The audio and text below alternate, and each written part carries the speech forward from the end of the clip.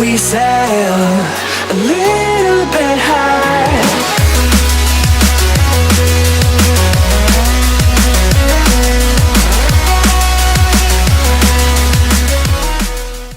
สบายดีทุกคนมีอดลสิมาส่วน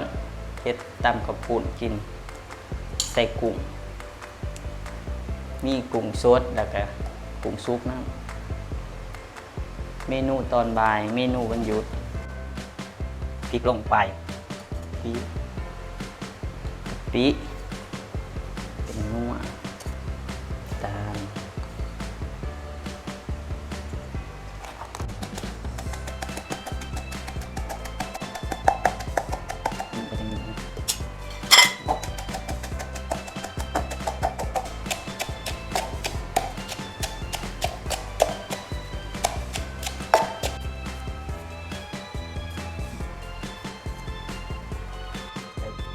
เกลือใส่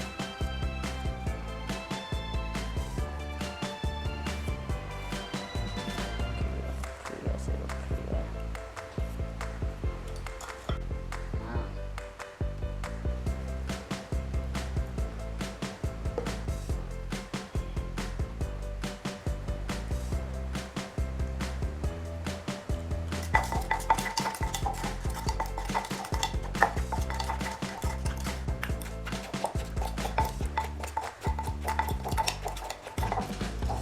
ใส่ปลาแดก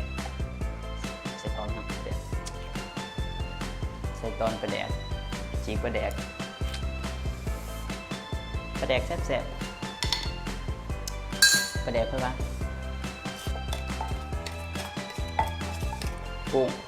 กุ้งสดกุ้งซุปตอน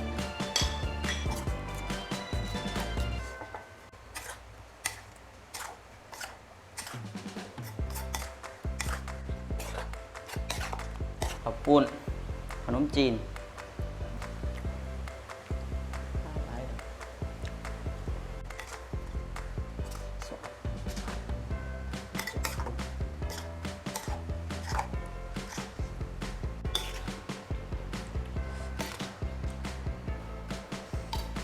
มาเด้อพี่น้องตำข้าวปุ้นใส่กุ้ง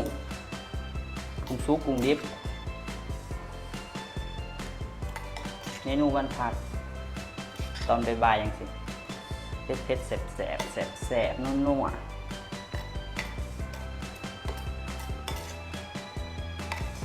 ชุบ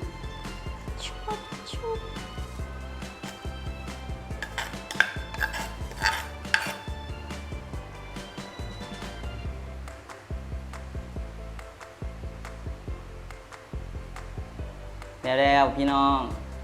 ตำข้าวปุ้นใส่กุ้งสดมาเด้อกินน้ำกัน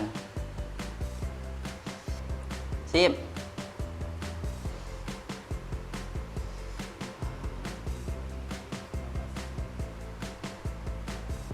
ใส่มือเด้อ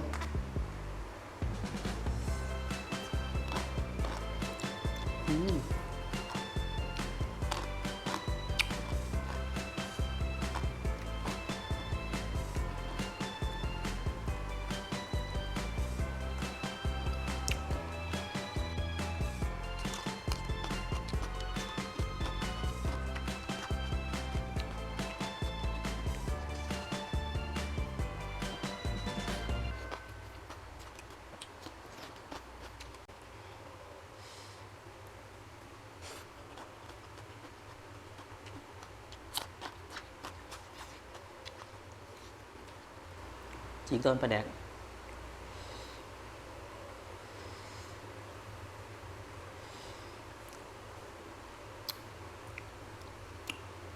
ปลาแดกกันนัว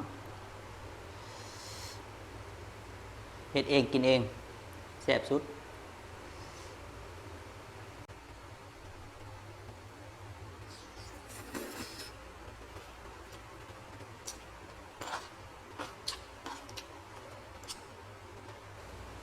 กับผักกระถิน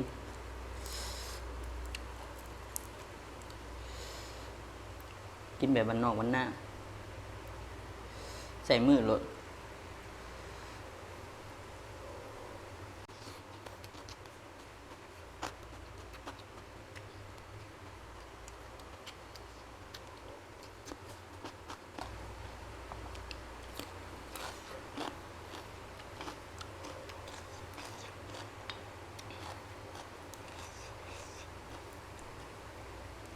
ผักชีหอม สัวกับปุ่นผักชีหอม เข้ากันดี